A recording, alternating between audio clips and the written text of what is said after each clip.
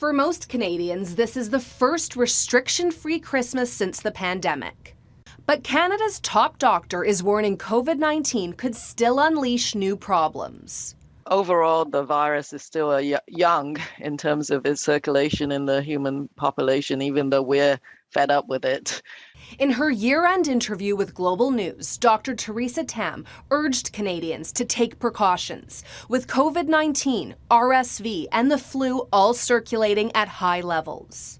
We can write our own story as to what happens post-holiday season. If we took these measures, we will come out of this next couple of weeks and more safely. But with hospitals overwhelmed, healthcare workers on the front line are frustrated, saying the federal government's messaging does not go far enough. This is the first Christmas holiday period where we've gone into it buck naked in terms of any public health policies. Omicron arrived around this time last year and spread rapidly over the holidays and the months that followed. Since then, it's become the dominant strain. And there are fears about new strains, with COVID-19 cases exploding in China. Beijing backed away from its zero COVID policy after unprecedented protests. Since then, cases have swelled in a population with little immunity.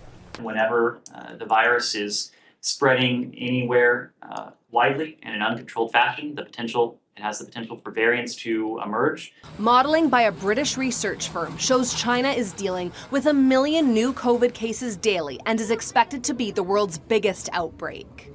It's likely that those numbers will not be officially given by the Chinese government.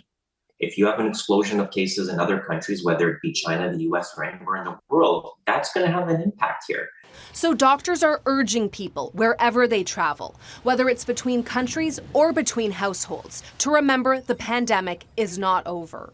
Touria Izri, Global News, Ottawa.